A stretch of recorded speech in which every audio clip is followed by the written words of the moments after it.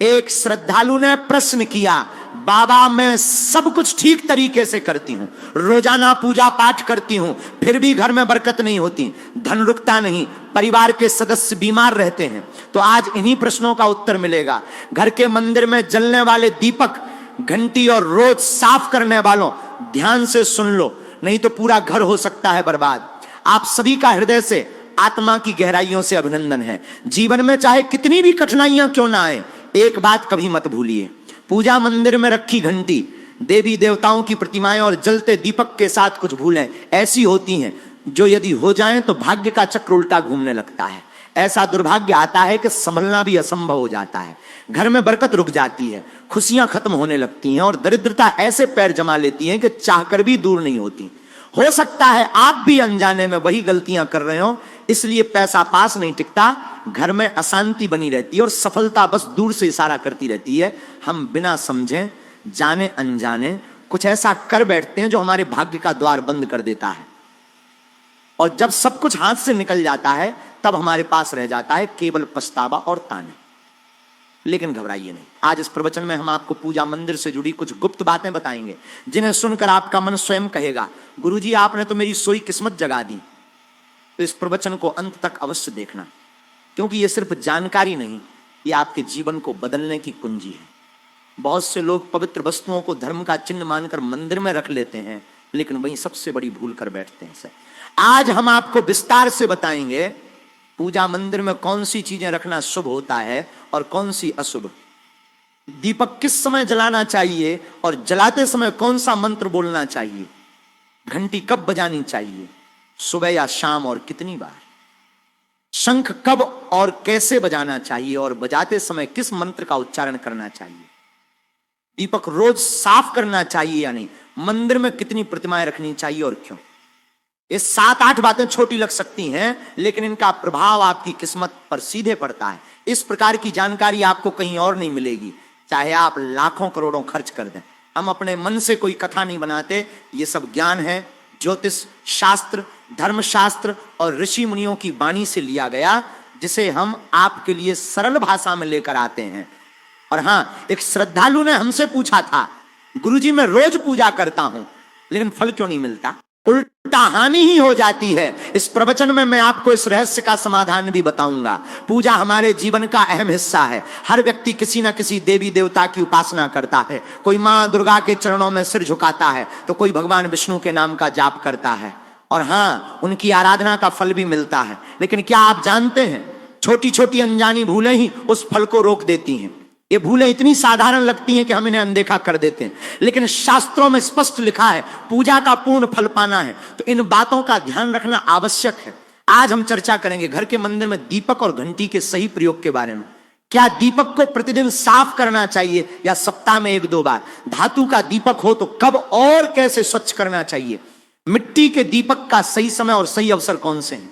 मंदिर में किस प्रकार की घंटी का प्रयोग सबसे शुभ माना जाता है? घंटी कब बजानी चाहिए, कितनी बार बजानी चाहिए और क्या संध्या की पूजा में घंटी बजाना उचित है? सबसे पहले बात करते हैं मिट्टी के दीपक की। यह साधारण सा दिखाई देने वाला दीपक वास्तव में शुद्धता और पवित्रता का प्रतीक होता है।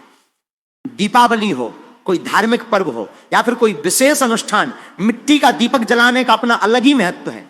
घर के मंदिर में या दरवाजे के पास जब इसे जलाया जाता है तो ऐसा अनुभव होता है मानो लक्ष्मी माता स्वयं आपके आंगन में प्रवेश कर रही है। लेकिन ध्यान दीजिए, जब यह दीपक मंदिर में रखा जाता है तो इसके नियम बदल जाते हैं। मिट्टी का दीपक एक बार जलाने के बाद दोबारा मंदिर में नहीं रखना चाहिए।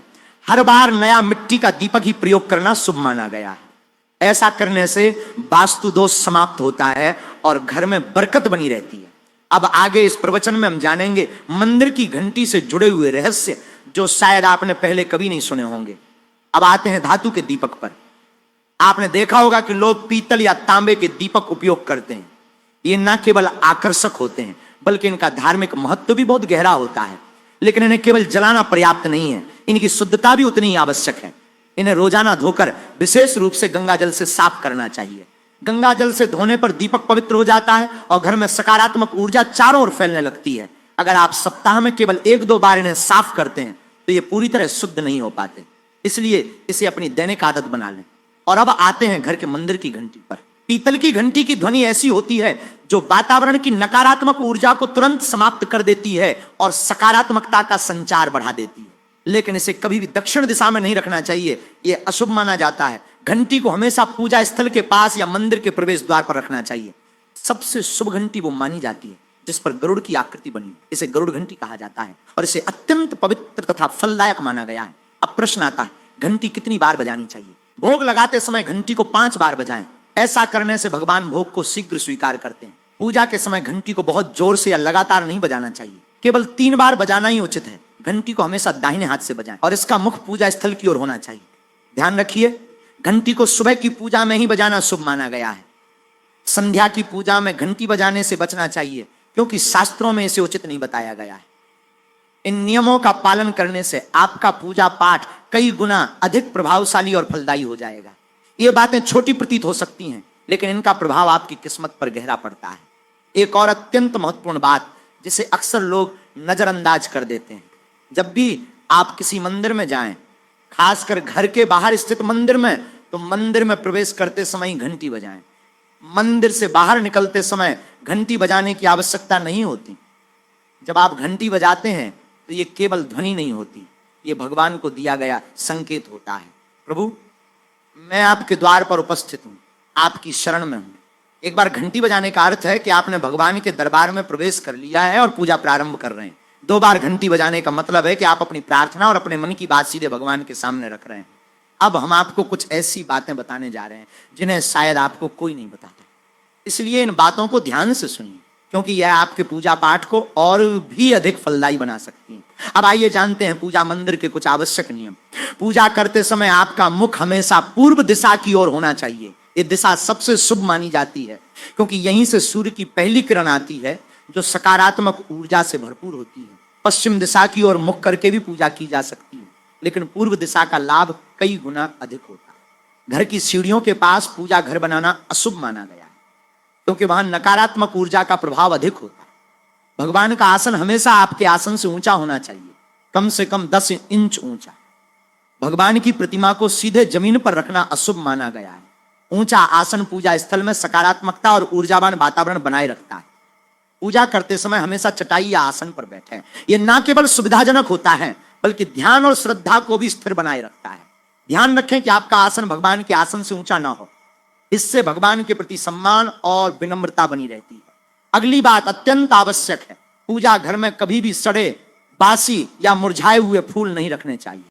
मुरझाए हुए फूल पूजा में अशुभ माने जाते हैं क्योंकि वे नकारात्मक ऊर्जा को बढ़ावा देते हैं। हमेशा ताजे, सुगंधित और खिले हुए फूल ही भगवान को अर्पित करें। जब फूल मुरझा जाएं या काले पड़ जाएं तो उन्हें आदर के साथ मिट्टी में दबा दें। इससे नकारात्मक ऊर्जा दूर होती है और आपके घर में पवित्रता बनी रहती है। एक और महत्वपूर्ण नियम, जिस कक्ष में आप विश्राम करते हैं उसमें घर का मंदिर नहीं बनाना चाहिए। यदि परिस्थिति के कारण आपको अपने सोने के कमरे में ही मंदिर रखना पड़े तो रात के समय मंदिर को ढक दें या उस पर पर्दा लगा दें। इससे रात्रि के समय मंदिर से निकलने वाली ऊर्जा आपके विश्राम को प्रभावित नहीं करेगी। ऐसा करने से घर में शांति और आपकी पूजा में एकाग्रता बनी रहती है। अब एक और विशेष बात, कभी भी काले वस्त्र पहनकर पूजा न करें। सनातन परंपरा में माना जाता है कि काले कपड़े मन में भारीपन और नकारात्मक भाव लाते हैं जो पूजा की ऊर्जा को कमजोर कर देते हैं। हमेशा शुभ और हल्के रंग के वस्त्र पहने ताकि मन में शांति, पवित्रता और सकारात्मकता बनी रहे। चलिए अब जानते हैं घर के पूजा मंदिर में किन वस्तुओं को नहीं रखना चाहिए। किसी भी देवी देवता की एक ही तस्वीर या प्रतिमा रखें। एक से अधिक तस्वीरें ऊर्जा का संतुलन बिगाड़ सकती हैं और पूजा का प्रभाव कम कर सकती हैं। एक ही रूप को स्थान दें ताकि भगवान की ऊर्जा पूरे मन से आपके जीवन में प्रवाहित हो। घर में शिवलिंग रखना अत्यंत पवित्र माना जाता है, लेकिन इसे सही दिशा में रखें। हमेशा उत्तर या पूर्व दिशा में रखें और स्वच्छ स्थान पर ही स्थापित करें। इसे शोरगुल या अशुद्ध स्थान पर कभी ना रखें। भगवान की टूटी हुई प्रतिमाएं या फटी हुई तस्वीरें पूजा स्थान से तुरंत हटा दें। टूटी हुई मूर्ति पवित्रता को कम करती है और सकारात्मक ऊर्जा के प्रवाह में बाधा उत्पन्न करती है। इसे शास्त्रों के अनुसार विधि से त्याग दें। शंख भगवान की कृपा का प्रतीक होता है। गोमती चक्र से घर में समृद्धि आती है और जल से वातावरण शुद्ध होता है। जल को प्रतिदिन बदलें और इन पवित्र वस्तुओं को हमेशा स्वच्छ रखें। प्रतिदिन पूजा स्थल की सफाई करें। गंदगी से नकारात्मक ऊर्जा उत्पन्न होती है और ध्यान भंग होता है। स्थान को सुंदर, सुव्यवस्थित और सुगंधित रखें ताकि मन सहज रूप से भगवान में लग सके। अब आइए जाने कि हमारे घर के पूजा मंदिर से जुड़े कुछ ऐसे नियम जिन्हें मानना अत्यंत आवश्यक है। सबसे पहले, पूजा स्थान हमेशा घर के शांत और पवित्र कोने में होना चाहिए और यदि वो उत्तर पूर्व दिशा में हो तो सबसे उत्तम माना जाता है। यह दिशा घर में सकारात्मक ऊर्जा का प्रवाह करती है और आपकी पूजा को और प्रभावी बनाती है। ध्यान रखें, पूजा स्थल कभी शयन कक्ष या रसोई के पास न हो। ये स्थान दैनिक गतिविधियों और हलचल से भरे होते हैं जहां नकारात्मक ऊर्जा भी उत्पन्न हो सकती है। मंदिर के आसपास का वातावरण हमेशा स्वच्छ और व्यवस्थित रखें ताकि आपका मन पूजा में एकाग्र हो सके। अब बात करते हैं दीपक और उनसे जुड़े महत्वपूर्ण नियमों की। दीपक जलाना केवल एक परंपरा नहीं बल्कि ये भगवान के आशीर्वाद और कृपा का प्रकाश है जो आपके घर और जीवन में उजाला भर देता है। दीपक को हमेशा भगवान की प्रतिमा के सामने रखें ताकि उसकी रोशनी सीधे भगवान तक पहुंचे और आपके पूजा स्थल को पवित्रता से भर दें। ध्यान रखें, टूटा हुआ दीपक कभी ना जलाएं और पूजा के समय एक साथ 2 दीपक, विशेष रूप से तेल और घी के, भी ना जलाएं क्योंकि दोनों की ऊर्जा अलग होती है और गलत तरीके से जलाने से पूजा की शक्ति कम हो सकती है। वास्तु के अनुसार घी का दीपक बाईं ओर और तेल का दीपक दाईं ओर रखना शुभ माना जाता है। लेकिन ध्यान रखें, दीपक कभी भी पश्चिम दिशा में ना रखें। दीपक के लिए उत्तर या पूर्व दिशा सबसे उत्तम मानी जाती है। साथ ही बत्ती का मुख भी हमेशा इन दिशाओं की ओर होना चाहिए ताकि सकारात्मक ऊर्जा का प्रवाह और अधिक बढ़ सके। घी के दीपक में रुई की बत्ती और तेल के दीपक में लाल मौली की बत्ती का प्रयोग करें। रुई की बत्ती से प्रकाश स्थिर और शुद्ध रहता है जबकि लाल मौली वाली बत्ती से वातावरण में शुभ ऊर्जा का संचार होता है। नवरात्रि या विशेष अवसरों पर मां दुर्गा और मां लक्ष्मी के सामने गोल बत्ती का दीपक न जलाएं क्योंकि इसे अशुभ माना गया है। और एक नियम ध्यान रखें, घी का दीपक जलाने के तुरंत बाद तेल का दीपक न जलाएं। इनके बीच थोड़ा अंतर रखें ताकि वातावरण में संतुलन और पवित्रता बनी रहे। इन छोटे छोटे नियमों का पालन न केवल आपके घर में शांति और समृद्धि बनाए रखेगा बल्कि आपकी पूजा को भी अधिक फलदायी बना देगा। अब छठवीं बात ध्यान से सुनिए, दीपक हमेशा उसी समय जलाना चाहिए जब भगवान जागृत माने जाते हैं। जैसे सुबह के शांत और पवित्र समय में जब पहली किरणें धरती को स्पर्श करती हैं उस समय पूजा करते हुए दीपक जलाएं। फिर शाम को आरती के समय जब दिन की थकान समाप्त हो रही हो और वातावरण शांत हो रहा हो उस समय का दीपक वातावरण को और भी पवित्र बना देता है। ये दोनों समय केवल पूजा के लिए ही नहीं बल्कि ध्यान और आत्मिक ऊर्जा को अनुभव करने के लिए भी सर्वश्रेष्ठ माने जाते हैं। इन क्षणों में दीपक जलाने से घर में सकारात्मक ऊर्जा का प्रवाह बढ़ता है और आपका मन भी निर्मल होता है।